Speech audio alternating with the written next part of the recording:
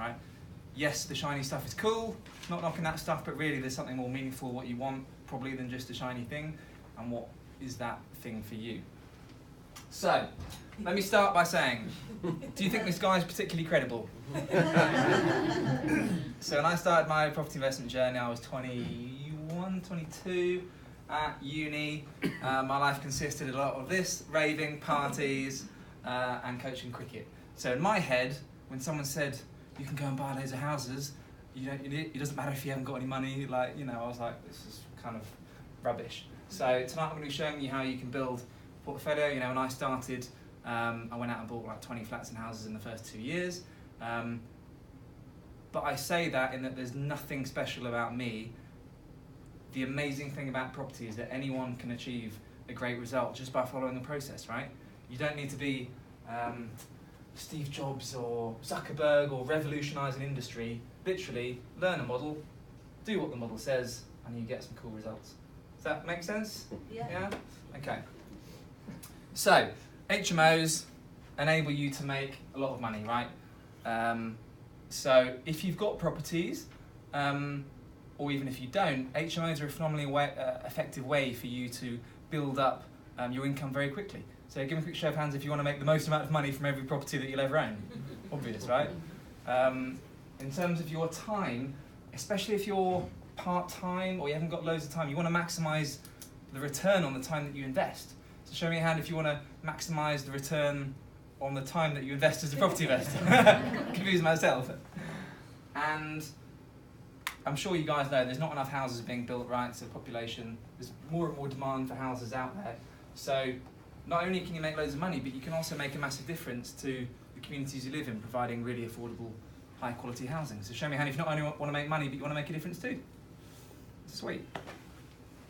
So HMOs, why you need HMOs in your portfolio? If you're an existing landlord, you don't need, but I would very strongly suggest that you supplement your portfolio with HMOs. And if you're just starting out, we'll talk some more about the myths you might have heard of about HMOs in a minute, but they're a really sweet strategy for you to start with as well. So you can buy a property with none of your own money that makes you £1,000 a month plus from a property, which sounds maybe crazy. I know some of you are talking to already do HMOs, so you know it's not, but it really is a very powerful strategy for you to go from 4F to FF. So there's 4 Fs, and if you do them right, you end up with financial freedom, right? So you need to fund it, because most of us don't start with any money. You need to find the deal. You then need to format the deal, so refurbish it and furnish it, and then you finish it. So recycle out all your money, or as much of it as you can do, and move on to the next one. And you copy and paste that as many times as you want until you achieve your goal, mic drop, off you go, and do something else with your time. And if you do that a couple of times, you've got a very healthy passive income of £3,000 plus in the next 12 to 18 months. Does that sound good? Yeah. Cool.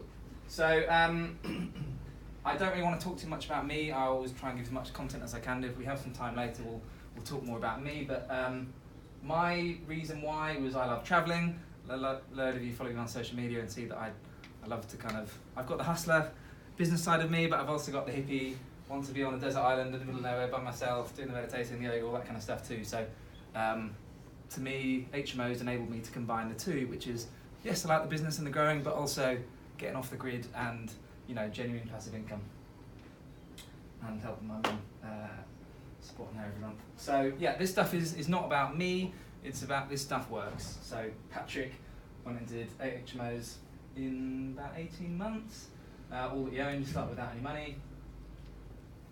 Miles, you might have seen him, gets featured regularly in YPN.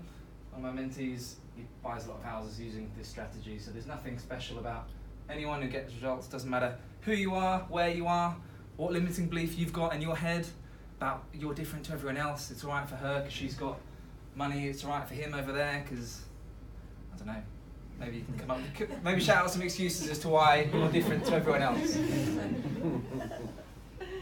Family's got money. Inherited. Family's got money, yeah. Won the lottery. Yeah, or I'm too busy, they've got more time over there. Everyone's got a big butt, right?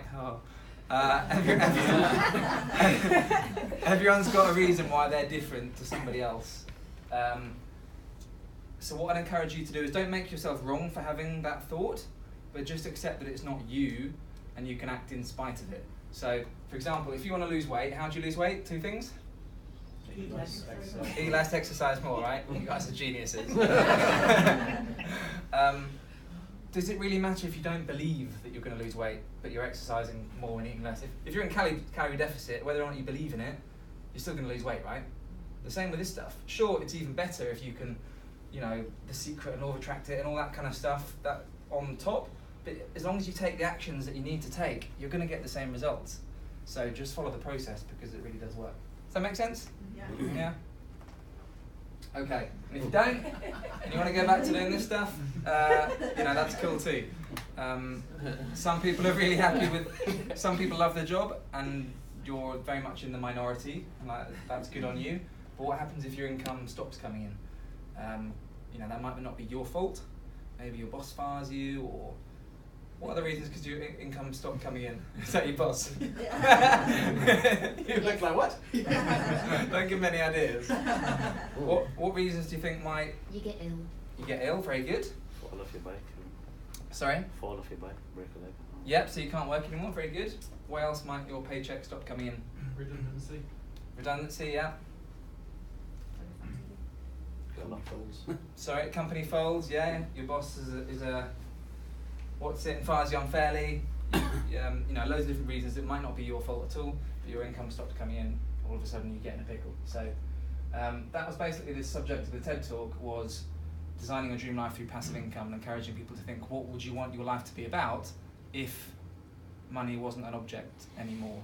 And for a lot of people, it doesn't have to be millions of pounds coming in a month. For a lot of people, 3 grand, 5 grand, 10 grand a month, all of a sudden life becomes very different. So using a strategy, it's a phenomenally effective way to enable you to get there. And if you don't know what life's going to be about when you get that point, then that'll be a cool thing for you to explore when you get there. So, what is an HMO? Hopefully you all know this. Does anyone want to share what an HMO is? Beautiful, very good. And what does that mean? It means people are not related to sharing the same property, basically. Perfect. So basically, different people renting rooms in a shared house. So you take a property or an existing HMO, you refurbish it and you add value using the tax advice that Sharon gave you, and then you rent it out room by room. And then we get some very happy tenants over here. Look at that. And you basically make a lot of money from that property when you do it right. So I wanted to go through some myths, things you might have heard of on the circuit versus my experience with HMOs. So has anyone heard that they're difficult to manage? Yeah, show me a hand if you they're difficult to manage. So that's first of all assuming that you're managing the house. I personally don't manage any of the houses. I tried doing it myself and realised I was not good at it. I was too busy running off, doing deals, all that kind of thing, getting involved in David owes £85 for this week's rent, or I wasn't good at it, so the tenants weren't paying for rent, basically. So from first of all not thinking I could raise finance, then all of a sudden going and borrowing like 2 million quid in the first 2 years, and then paying it all back. But I was focusing on doing deals, and then my partner at the time was like, so all these houses you've now got, are there tenants in there? And those that are in there, are they paying rent? And I was like, that is a good question. Which sounds ridiculous at the time, but I didn't come from a business background. I didn't know about admin and operations and systems. I was just a uni student doing the party thing, learned how to follow a process and got a result. So then I realised, hey, I tried doing it myself, but no, it's far better to get someone else to do it. Yes, you pay someone for doing it, but if you still can't make a massive amount of money whilst paying someone, then you've done something wrong. So when I say like £1,000 a month from a property, that's after you paid a managing agent to manage it. And if you want to manage it yourself, you can make even more. But I personally didn't want to be managing tenants. So it's either you get a managing agent to do it, or you just make sure you follow processes to do it. Don't just wing it or give it a go like someone else tried to. You might have heard of bad tenants. Oh, they don't pay the rent, or they trash the place. So have a think about what demographic you want to go for. I tried like LHA or DSS tenants, and just my experience was 9 out of 10 who are awesome people, just fallen on hard times. 1 out of 10 kind of made the experience not something I wanted to build a business around in terms of drink and drugs and prostitution and fights and all that kind of stuff. So either go hard or go home, I think, on that niche. Obviously, you might have heard of Jim Halliburton. He's built an empire out of that. For me personally, I want to be able to talk to you guys or travel or whatever and not having to worry about what's happening in the houses. So yeah, I went higher end tenants basically. So if you get higher end tenants, you often get guarantors, you know, reference checks, they're on good money. The chances of something happening are a heck of a lot less. Does that make sense? Yeah. Okay, so choose high quality tenants, the right process. So what I love about HMOs is it's not market dependent. So you do your numbers every month based on rental income. Whatever happens in the background to the value of the house doesn't really matter. So you do your numbers based on rent. Does anyone know how often houses double in value? 10. Yeah, like 7.9 or 8 years. So over the last 80 years, properties have doubled every 8 years. So you know, or we would assume / expect that to continue moving forward. But if the house dips for a year or two and then rises, if you're taking a medium-term view on it, it doesn't really matter. So if you do your numbers based on rental income, we know it's kind of going to go up, but where you are at on that cycle doesn't really matter. Does that make sense? So if the property market goes down, you often find what goes up? Rents. Rents, yeah. So often if the house value goes down, rents go up. So if we're just focusing on rents, then someone said to me, what do I want the market to do, go up or go down? I was like, I'm not sure. Because if you've got houses to start with, the house value going up means they all go up in value. But also it might be even easier to get investors on board because the market's rising. But if it's going down, your rents go up. So you can buy houses for cheaper. So your yield goes up too. So yeah, it really doesn't matter what the market's doing. It's very market resistant.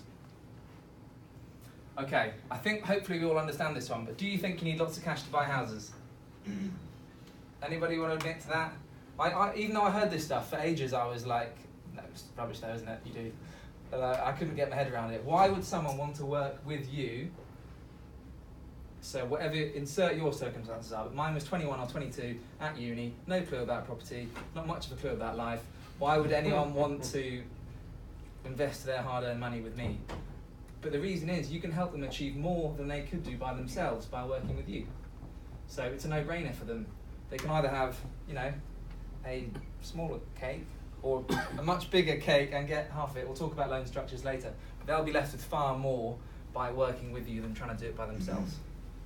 So you don't need any cash yourself, and your credit rating really is irrelevant as well. You know, you can have a joint venture partner tick all those boxes for you. Next myth, oh, they're going to be loads of hard work. Well, you have to work hard to hardly have to work.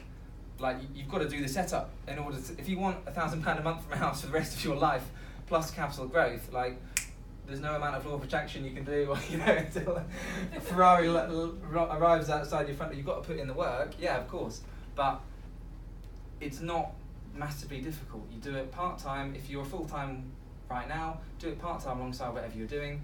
As soon as you can start buying your time back, maybe trimming down a day or two at work, or even quitting a job if you want to, obviously your journey speeds up much quicker, but you can definitely do this part-time alongside whatever you're doing.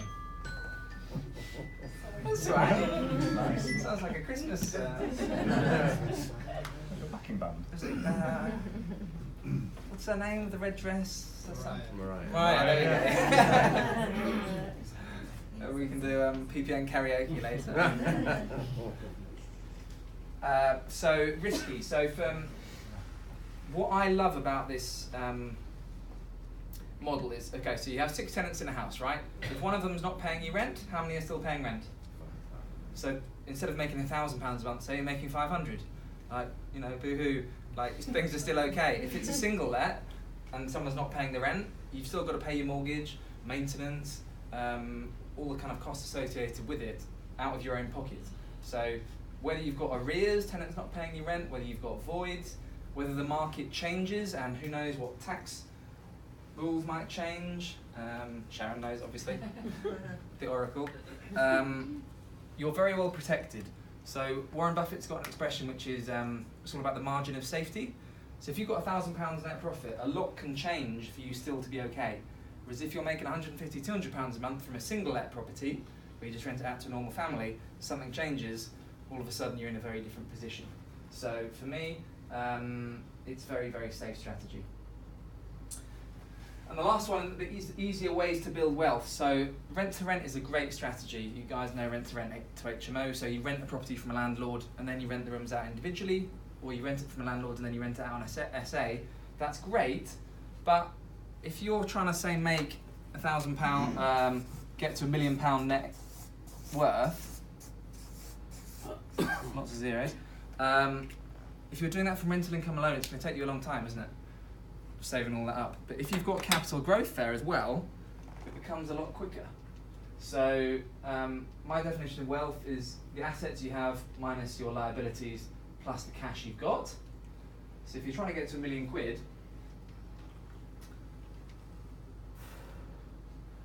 house prices basically go up a lot, right? Yes, there's dips.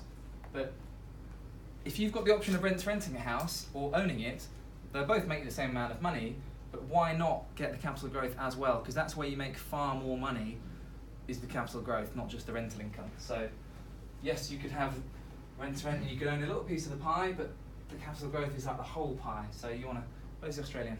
Yes. There you go, full of Aussie dollars. Thank you. You want to own the whole pie. So yeah. Put you off, mate.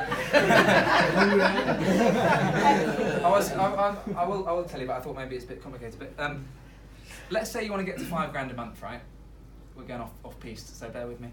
Hopefully it makes sense. If you get to £5,000 a month, and then you're like, sweet, I'm done. So the first lady I ever worked with mentoring her, called Andy Ison. No, she used to come to these events. She doesn't come anymore. She's kind of done with property. But her goal was £4,000 a month net income, and then I met up with her again six months later. She'd achieved it. She bought 3 houses, didn't know anything to start with. And then I was like, right, what's your next goal? Come on, let's. And she was like, I'm done, Alex. And I was like, what do you mean you're done?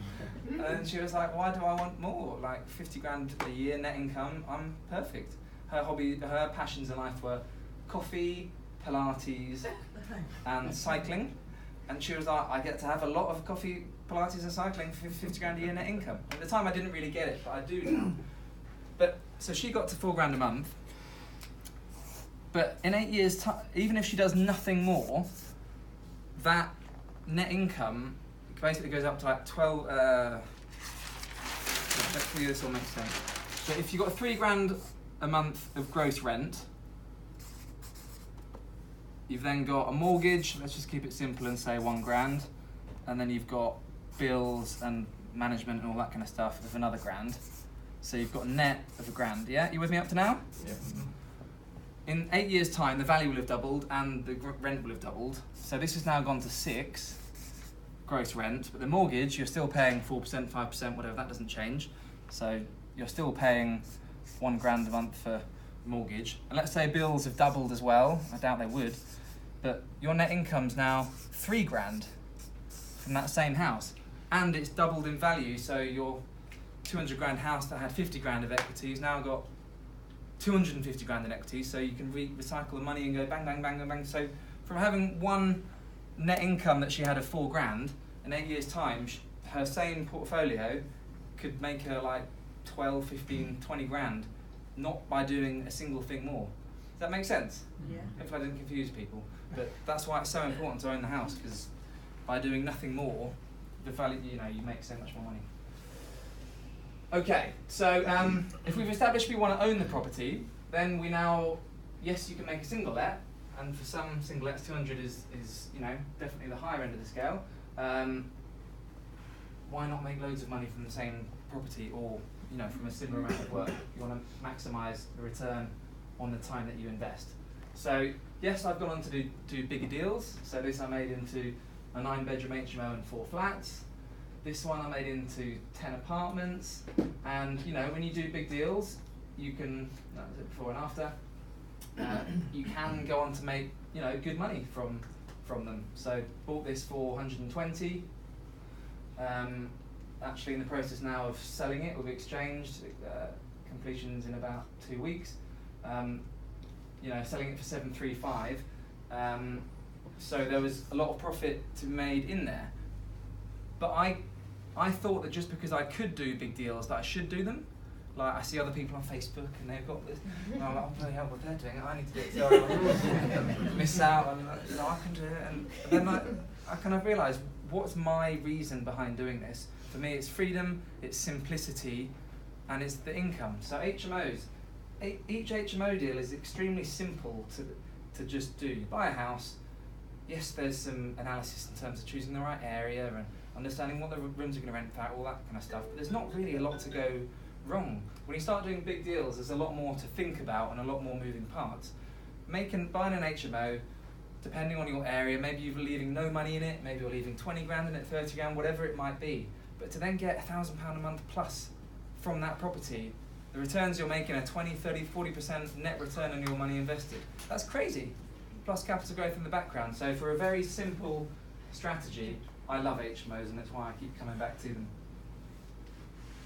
So HMOs, massive income, rent, capital growth, they're very leveraged. So who do we get to leverage in our business? What kind of professional people do we work with? Brokers, very good. What sort of brokers? Lenders. Yes, a mortgage broker, yeah, but insurance broker as well. What other people do we leverage? Their skills, their knowledge, their time. Architects, yeah, very good. Perfect. Solicitors, accountants, bookkeeper, builder, management. So you can see we're leveraging a lot of different people's time or skills. We have a little bit of knowledge in the middle to know how to pull the strings together, but we don't need to know. The tax, did anyone kind of confuse a little bit with the tax stuff? I mean, I talk to Sharon about this stuff all the time, but still it's like, I don't need to know this stuff in the detail that she knows. I just need to know that she's the person I want to work with and agree a fee that she's happy to do the work for. But then, and the same with the builder, I don't need to know how to put up a shelf. Like, I'm sure I can't put up a shelf. And some people are like, oh bloody hell, you can't put up a shelf. Well, I find myself not doing those tasks because I can't do them. I know what a shelf, if it falls off, that's not a good shelf. That's a mirror. Let me write this down.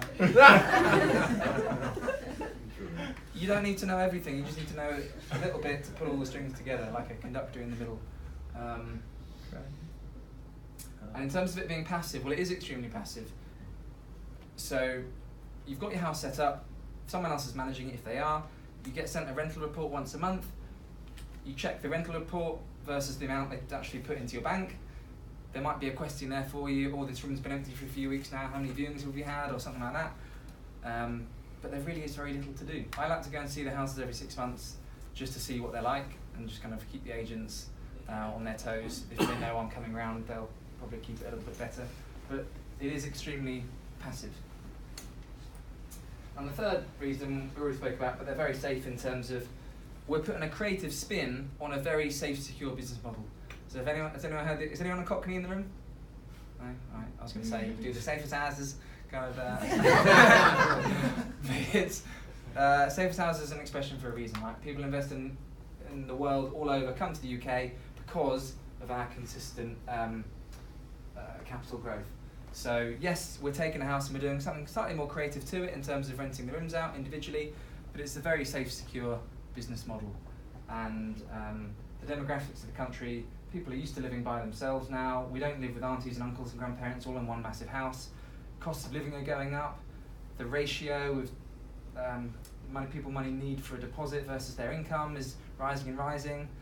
Is it 32 down the average first time buyer now? Yeah, outside London, yeah. Yeah. So the average first time buyer age is going up and up and up. So if you can afford affordable housing, for 500-600 quid a month for a room, instead of getting their own place and all the bills and all that kind of thing when they're going to be paying upwards of 1,000, and you can provide furnishing and a cleaner and all that kind of stuff too, it's a real no-brainer for them to want to invest, to want to rent a room off you. So it's a very safe, secure business model. Okay, check in. All make sense up to now? Yeah. Cool. So we've got the 4 Fs that we go through. I've still got yours. I spoke in Dublin last week, so I should probably change that. Trying to hear my funny Irish joke? Are you ready for it? Even if it's not funny, please just laugh. I've got this on camera, so we need to, you know. So why is it such a great time to be investing in Ireland at the moment? Because the values keep on doubling.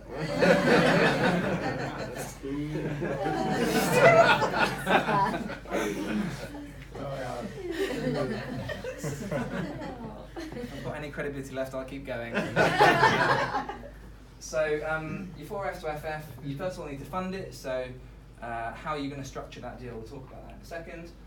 How are you going to find the house? What are you looking for in an area? What are you looking for in a property? Next one, formatting it. So how are you going to refurbish it? What level are you going to furnish it to? And then finishing it in terms of taking your money out and going on to the next one. And then we're finished.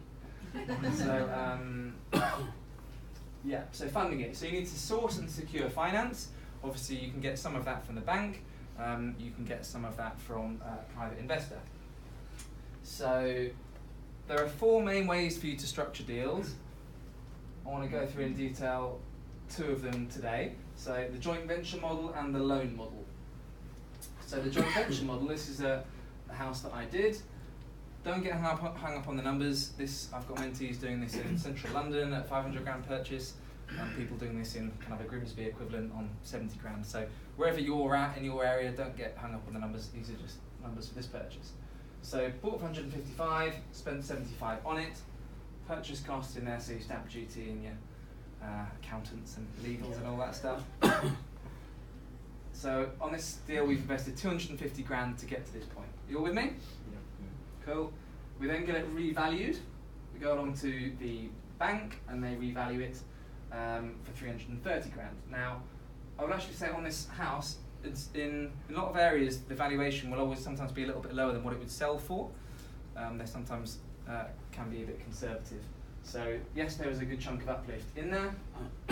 Instead of selling it and then making kind of 80 grand minus your lawyers' fees and tax and all that kind of stuff, we simply buy a refurbished remortgage model. So go along to the bank and say, hey guys, can we have, maybe Alex helps us, and we say, hey, can we have a mortgage? And he says, yeah, we'll give you 70% loan to value. So we've put in 250, we've now got back 221. So the money we've invested is left in the deal is 29 grand. You all with me up to now? So we've put 250 grand in, we've got 221 grand back, we've still got whatever 100 grand of equity in the house, so we've kind of left 29 grand of our initial money in there. Now if you look at the rental income that comes in, you'll see all rooms will always rent out for different amounts. Some rooms are a bit bigger, some rooms, maybe the tenant hustles you a bit harder on the negotiation. One of them's got a kitchenette or an ensuite, they'll always rent for different amounts. You have to, if you work with the bank, some people are like, oh, I don't like paying banks mortgages. I was like, well, why? They've enabled you to make on this house 1,200 quid a month for, you know, on 29 grand. It's an amazing system that you get to leverage the bank's money. You've got to pay some bills, you've got to pay a letting agent. If you choose to manage the house yourself, you would pay yourself the letting agency fee. I don't want to manage the house myself, so the net income that came out was 136. That was Kingsway North. So 29 grand left in the deal.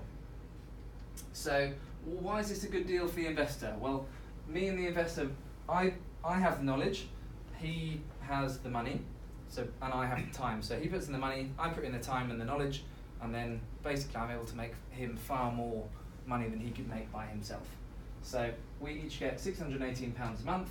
If I did manage it, I'd be getting the management fee too, but I don't want to.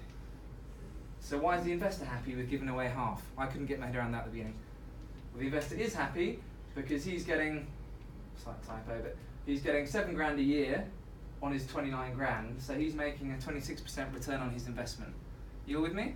And that's a net return, so after all costs, that's what he's getting in his bank, plus the capital growth on top. So he's chuffed a bit. So Tom actually wanted to go again and buy another house. From the beginning, me thinking I needed to grab any money that is out there, you know, the person with the money's got the power kind of thing. Tom now wants to go again, and I'm saying no, I don't want to do any more joint ventures, I just want to buy for me. So, yeah, it's kind of a weird shift, but at the beginning, when you're starting out, okay, so does anyone here like horror movies? Yeah. Yeah. Okay. Anyone here like rom-coms? Yeah. Sharon, okay. So Sharon likes Jennifer Aniston movies, and Andy likes Saw or something, right? There's no amount of explaining and enrolling that you can do to get Sharon to want to watch a movie with you, because she likes Jennifer Aniston. Yeah. It'd be funny if it said it the other way around. Because you love Jennifer Aniston. I'll have to swap. It's got Keep Happy in it, you're like, Sharon loves Saw. So when you think about investors want different things. When you're starting out, for me personally, I would only invest with someone if they had a track record. So I was going to people and projecting my thoughts onto other people, assuming that they would all want a track record too. You with me? Yeah. But some people want track record, others want to like and know the person. They're not that fussed about track record, they're just investing in you as a person. Other people, it's the return being really high. Other people, they're not that fussed on the return, but they just want to make sure their money doesn't get lost. So different investors want different things. And sure, when you're a newbie, out of 100 investors, there are less people out there that would want to work with you. The more deals you do, the more credibility, blah, blah, blah, the easier it is. But you can definitely find people at the beginning to invest with you. You're not going to find someone whose biggest criteria is credibility, but it will be someone who wants to like and know you and trust you. So yes, you can go to networking events and meet new kind of leads or investors there, but I think the best place for you to raise finance from starting out is the people already in your life. So where do you guys spend time, like outside of work? Football, the gym, football, yeah. dropping the kids off at school, whatever, like wherever you spend time, that's I think where you're going to find it easiest to raise cash from starting out. And don't think that people haven't got money, because I promise you I hear that so many times.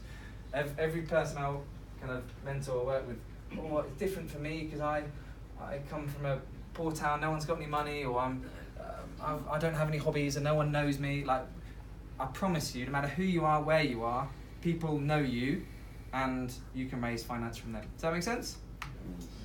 So don't tell yourself a rubbish story that you're different to everyone else. So this is Tom. This was our first investment with Alex, and honestly, he's this down to a fine art. Not only are the returns remarkable, but he's provided a fantastic place for people to live. It's just a system, right? You follow the system, you get the result. So Miles, you might have seen in YPN, he gets featured a lot. So this is one of his deals. You can see actually he's kind of, I tell him where to get the furniture, and the mirror, basically the house looks exactly the same. So he created 138 grand of equity. This is a deal he initially turned down. He said it doesn't work, Alex, and I was like, let's have a look. So we actually managed to, in his area, they weren't allowing 7 beds HMO, like big HMOs. So we applied for planning to make it a house with a flat. Didn't tell them it was going to be a 6-bed HMO, but you don't need to do that under permitted development, so it's just a house and a flat, and then all of a sudden that became a lot more valuable than just a 6-bedroom HMO. So we managed, he managed to make 138 grand of equity. He left no money in the deal, net rent of 1,500 quid, and he manages it himself. So for leaving no money in the deal, not putting any money in to start with, and making 23 grand a year, that's not a bad deal, right? How many deals do you need to do like that before you can do whatever you want to do with the time? Okay, so that's joint ventures. So party puts in all the money, you do all the work, you share the returns, they've got more than if they did it by themselves. So yes, they could go and buy a single let property, or maybe they could go and buy their own HMO off the shelf, but as a result of working with you and you enabling them to recycle their money out, you can help them achieve far more by working with you. Next type is the loan type. So on this example, we've bought the house for 180 grand, spent money on the refurb and the costs. We invested 240 grand in it, revalued at 320, so I was able to pull out a good chunk of money in there. So you can see on this example, we went on to the bank, got a mortgage for 240, but we put in 240. So how much is left in the deal? No money. So it's a no money down. This is like the unicorn kind of deal. But little caveat to it, I think sometimes people get a bit too obsessed with no money down deals. Look at the bigger picture. If you're leaving 20 grand in a deal and it makes you 2 grand a month, that's a pretty cool deal. So look at the bigger picture on the return that you're getting on the money that's left in the deal. And also look at how the house is going to revalue, not just on what you're buying it for today, trying to buy it really cheap for today, but think about what it's going to revalue at, and then you can work out how much you can afford to spend on it. Does that make sense? So if you can add lots of value in there, you can often buy it for more than market value as it is today. Same again, different room rents, pay some bills, pay a letting agent. On this example, end up with £1,000 a month. So why did I not want to joint venture with anyone on this? Well, if there's no money left in, why would I want to give them half of the deal? So by me borrowing money, so do you guys remember Chris Fordy from York Pin? Some of you have been doing property a little bit longer, but I remember him. So there was a property event at Hazelwood Castle. Anyone know that? Basically in between York and Leeds. So when I started this, I didn't have a car, right? So I was a student, I used to have to cycle to York Station, and then I'd get the bus from the station to Hazelwood Castle. And then the story in my head was, it's a really long, windy road to get up there. But I couldn't let anyone see the fact I didn't have a car while I was cycling there. So I took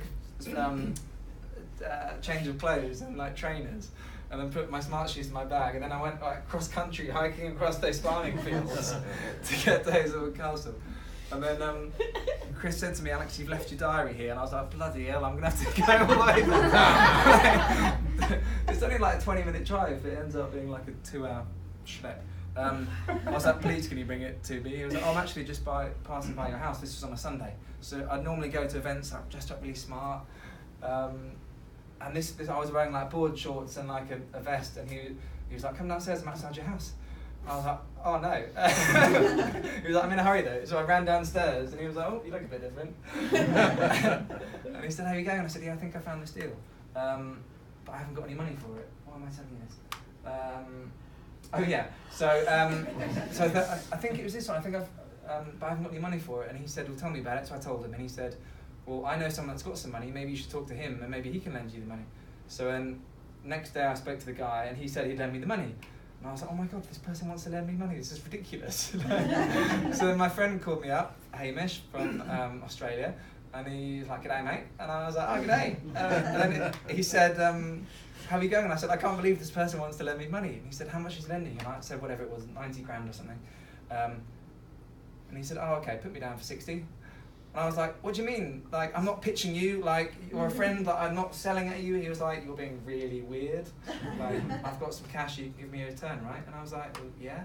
He said, "How much will you give me?" I was like, 7%. He was like, "Cool, done." I was like, should have gone lower.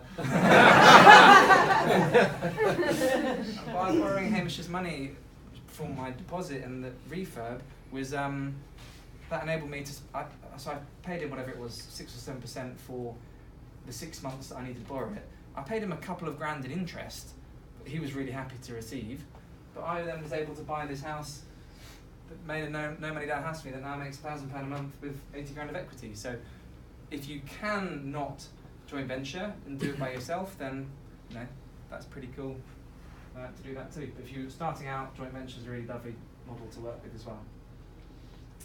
Okay, so Ed Phillips, Ed comes along to a lot of my trainings now to help run it, but he couldn't get his head around why anyone would want to invest with him. He's smashed it, he's buying he's on his 3rd or his 4th now.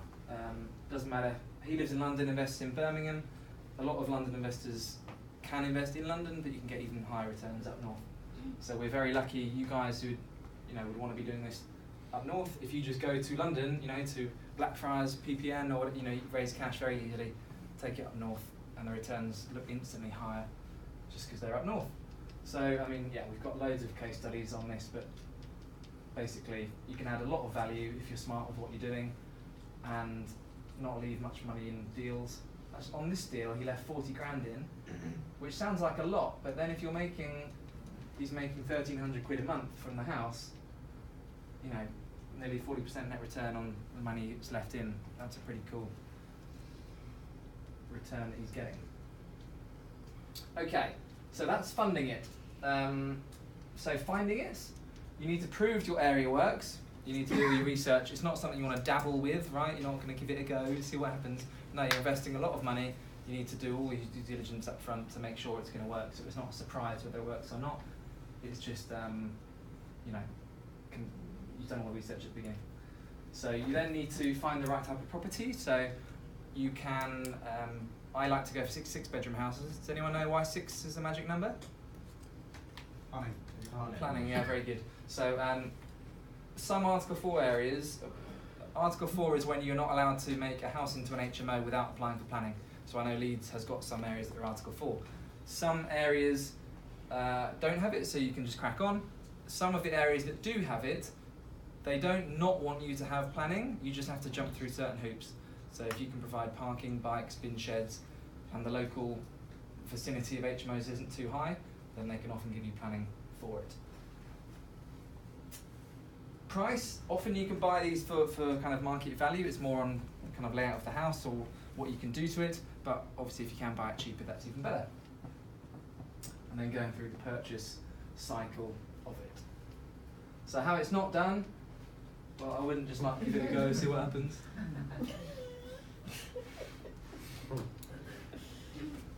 That's probably me with the tenants if they're paying rent. And you'd want to do some analysis. You know, I would encourage you to do best case, worst case, expected case. You don't entirely know what the rooms are going to rent for. Might be 500, might be 570. You don't entirely know what the house is going to revalue for. So no matter how much research you do, by presenting it to an investor, it's going to come within this spread, kind of these margins. It enabled me to chill out and enjoy it a lot more. Because if there are those of you that are really scared of over-promising and under-delivering, then you're going to put the numbers too low, so it's actually not a fair reflection of what's there. And those of you that are really optimistic, you might be over-egging something that's not really there. So if you present it in this format, your investors can make a grown-up decision based on what are the possible outcomes for it. And if the refurb goes £2,000 over, or the room's rent for a little bit less than you thought you would, it's still within the realms of possibility. Make sense? Okay, so yeah, Andy, first deal that she did here this was either in Harrogate or Leeds, this one, but yeah, this process really does work. So she bought for 135, spent 40 on it, revalued it. Andy doesn't like to pull out loads of her money back out, so just because a property does get revalued really high doesn't mean you have to mortgage it up to that high. If you want to leave a bit of money in the deal for extra security or safety, you can do that as well. So in terms of the refurb process, this is where we get to add a lot of value. So the ways you can add value, often extensions, loft conversions, going into basements, adding rooms, or planning games are the main ones. Mm-hmm. So if you can be adding value to it,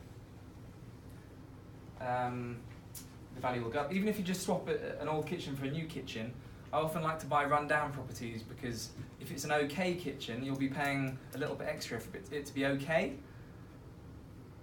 But then it's a big choice of, well, do I rip it out and start again, or put in a brand new one, but you've paid a little bit more for that kitchen in the first place. So if you just start with a complete shell and it's really run down, you get to strip it back and build it up from there. And often you might find, you know, for every pound you spend on a refurb, you might be adding £2 in value, or it's different for different areas, but the more you can be doing to a property, the more value you can be adding. So on this property here, this was it before. You know, old lady lived there for years, turned it into this, nice high-end shared space.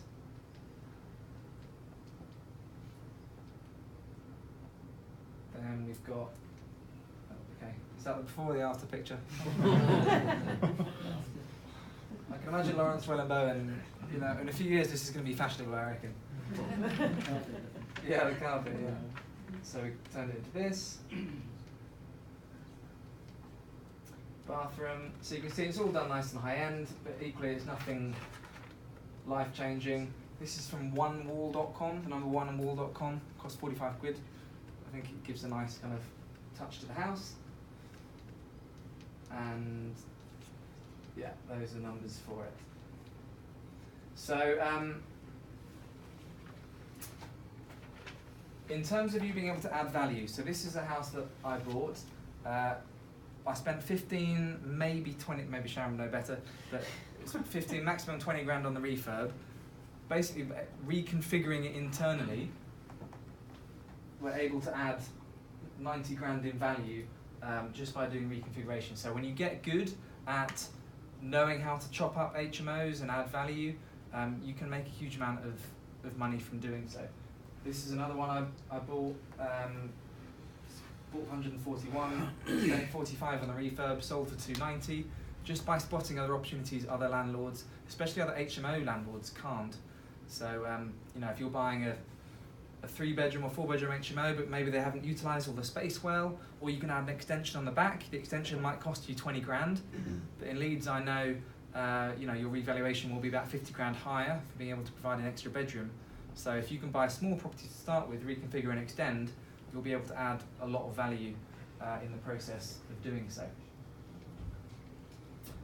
So you've all heard eat, sleep, work, repeat. Well, this is my really hilarious property version. Rent, revalue, refinance, repeat. Don't think it's going to catch on quite the same way.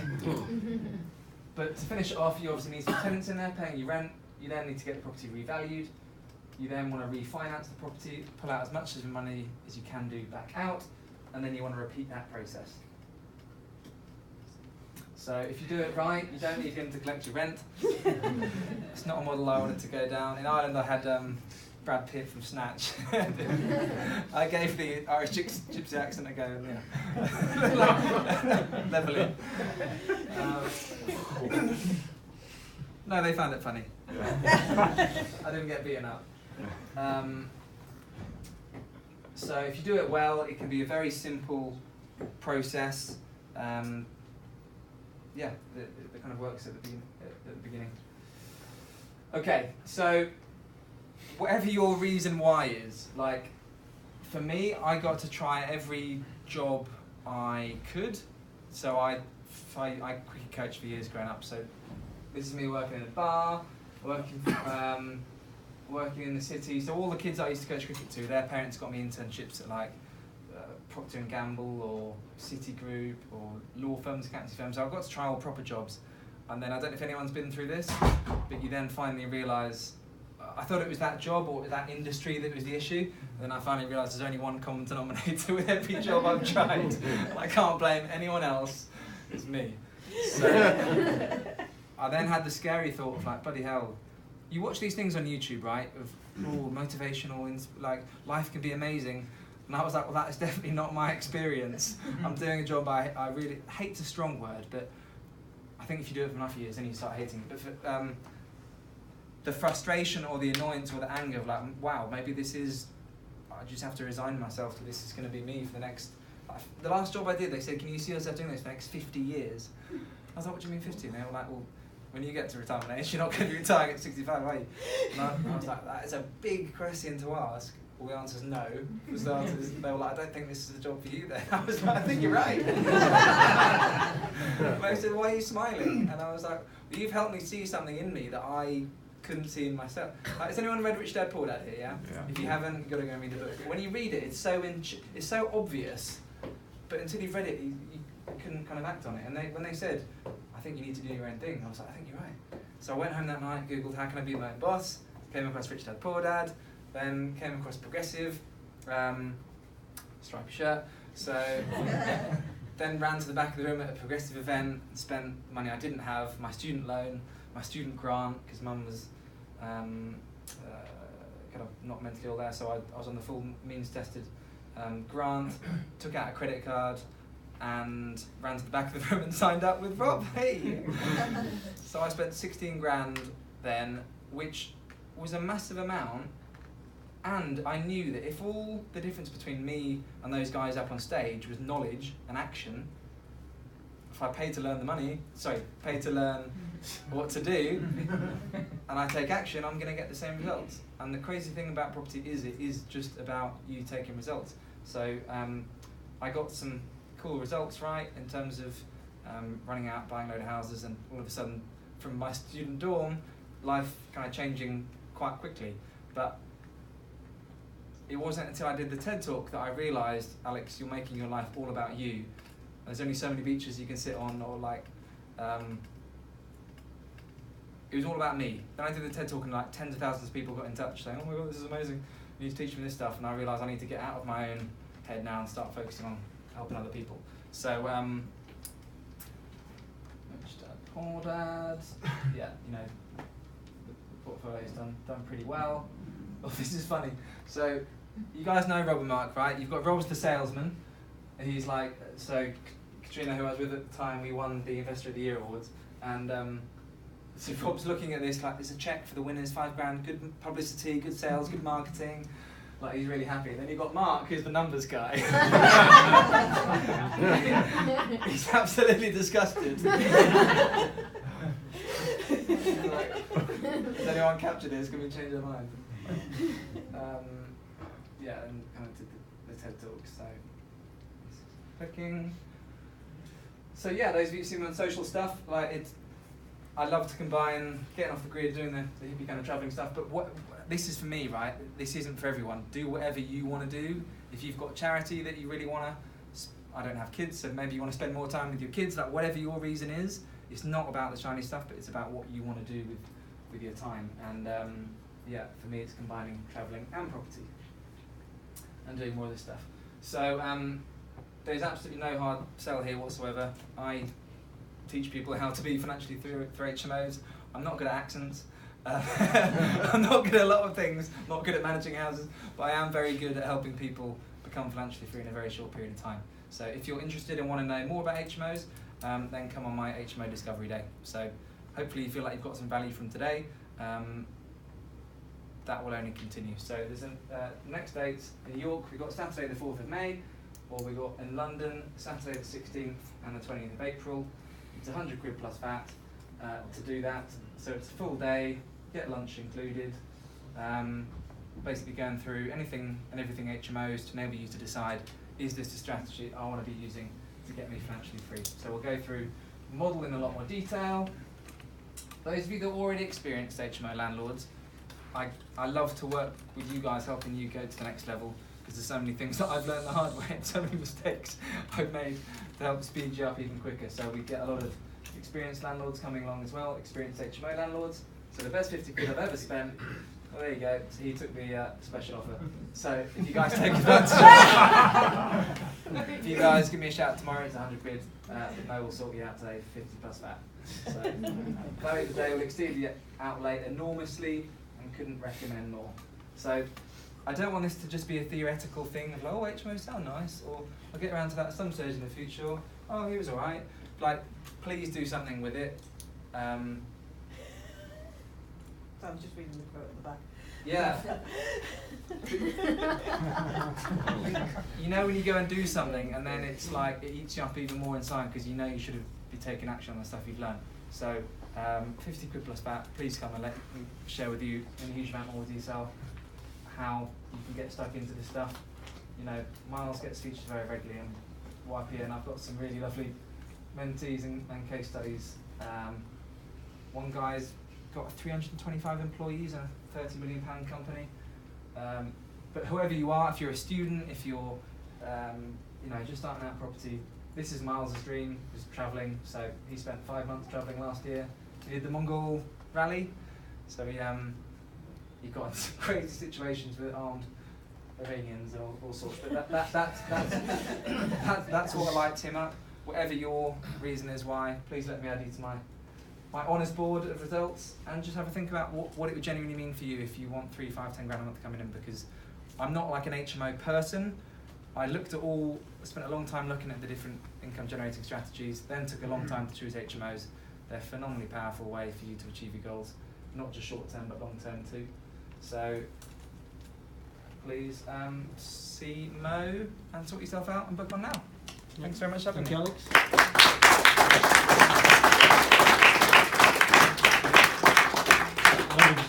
Got a bit of time left for you, and we've got a couple of questions. I'm sure Alex will be happy to answer them. so they're your